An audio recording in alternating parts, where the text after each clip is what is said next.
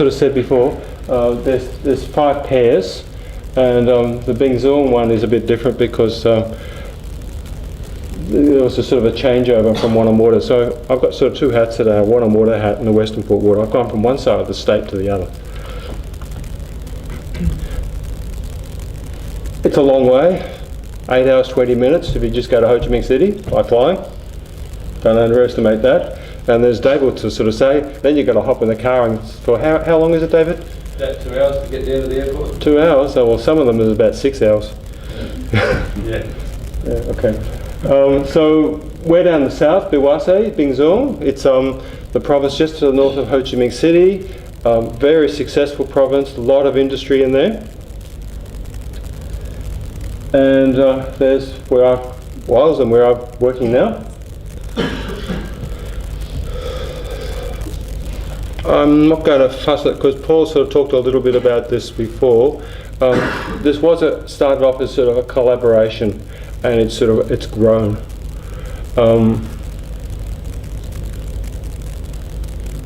Right. Now, it's how it sort of started off. It started off, we got Paul rang around to sort of get some sort of buy-in from Australian water utilities, and 5 of us sort of signed up, and then took us off to Ho Chi Minh City to Viet Water, got introduced to our potential partners, and right from the beginning, this was a relationship made in heaven. We just clicked.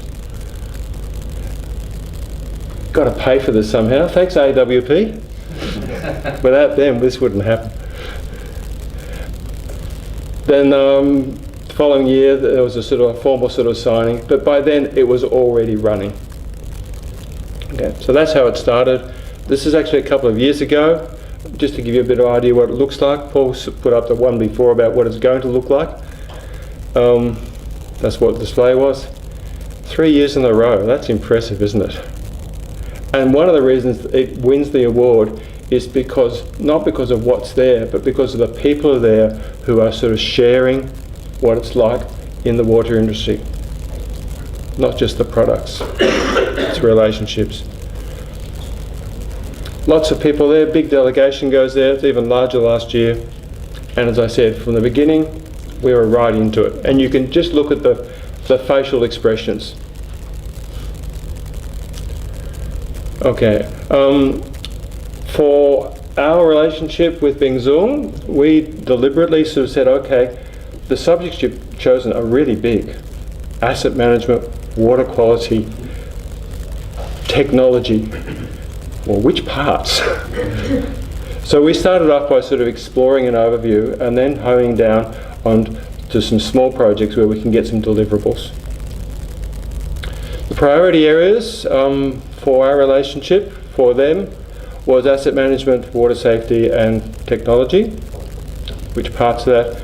And this is a partnership. We learnt in Australia things as well.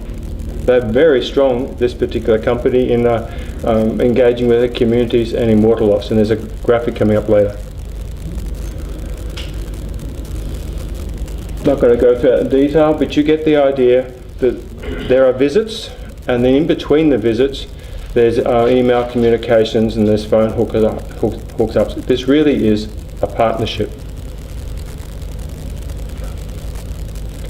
The chap in the middle is my former general manager. Simon was right into this. Again, look at the body language. So lots of meetings, opportunities for sort of sharing ideas and going out in the fields. I don't have a pointer there, but this man here is the managing director talking to a plumber. They're just starting off in sewage systems. How do you build sewer connections in Australia? That's the level of interest that they're into. And Paul has talked a little bit about this. You will be overwhelmed by the hospitality and the sharing. Not only them taking you out for meals and things like that, but the gift giving and things like that. And it's all about respect and honouring each other. Now I said there was a graphic coming up. Oh, you can actually see it on the right hand side already. Right. That's a very impressive graphic, isn't it? From water losses of over 60%, and it's now down to 6.7%. This particular company, when they do something, they really get into it. And at the same time, there's been a massive increase in the capacity of their system. And that's one of the realizations, is that, yeah, we've got big systems now. How do we look after them better? That's why they're interested in asset management. That's why they're interested in drinking water quality. We've got the infrastructure. Now what are we going to do with it?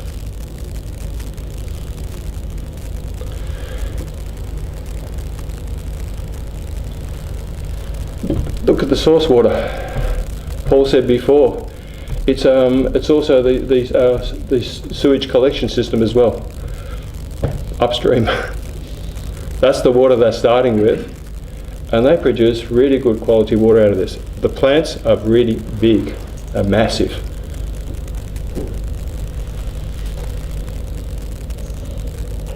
Partnership. I've said this several times already. That's with Wannon Water, just a thumbnail sort of sketch. So, changeover when there was the extension to the Water Utility Improvement Program to Westernport Water, which is where I work now. It's amazing what you can do with Photoshop, isn't it? That's us meeting in Ozwater. And we had the MD and the General Manager, pretty strong commitment from my new company. And the Managing Director came across from Vietnam. And again, right from the beginning, this really strong relationship. I go back one. Go back. I want to go back, come on. Next. Right.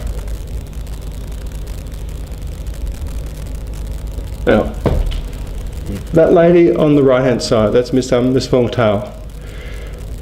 We ran a training workshop in asset management. Within a month, the chairman of BIWASE had said, okay, I'm going to set up an asset management unit.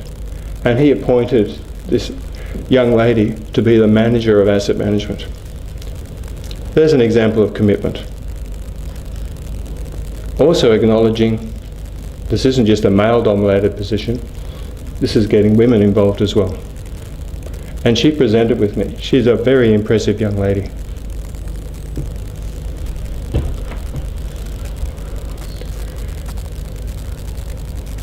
Lots of managing directors and CEOs and things like that. This is a high-level commitment. Sitting down planning, and then out of that came, I've got to leave some time for you, David. Similar sorts of things. They're really great at developing new businesses. They actually run a fantastic cemetery, this company.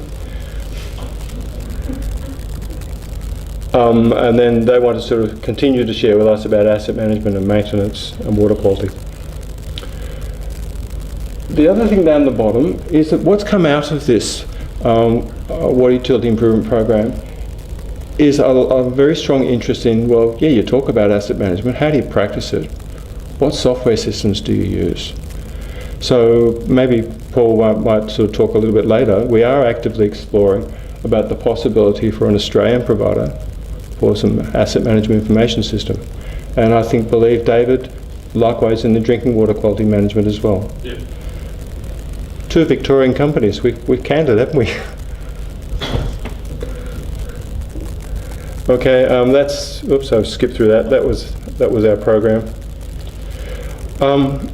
I just want to finish up with some observations. I've obviously been in Vietnam a fair bit. I worked there for 9 years, which is where I met my lovely wife. And then we've had this year and a half of working with this partnership with WUP. So, 5 observations. First thing is, you will find your Vietnamese counterparts, clients, whatever you want to call them, they are really eager to explore. They want to understand and to look at opportunities. They're just as eager to get into it as what you are to provide. Paul said this one before. No, let's move on. Come on. Stop! Don't do that to me! How about that key? Oh dear. Why don't you work? What's happened to you?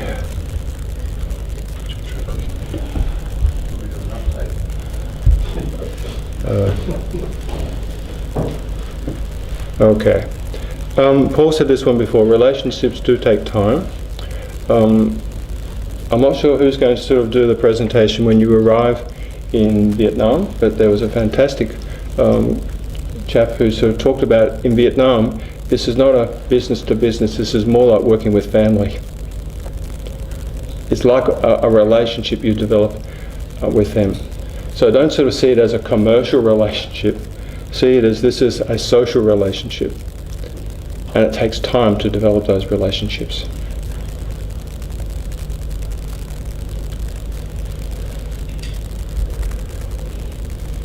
Vietnamese are a very, very pragmatic people. They went through 50 years of war. They have to be pragmatic.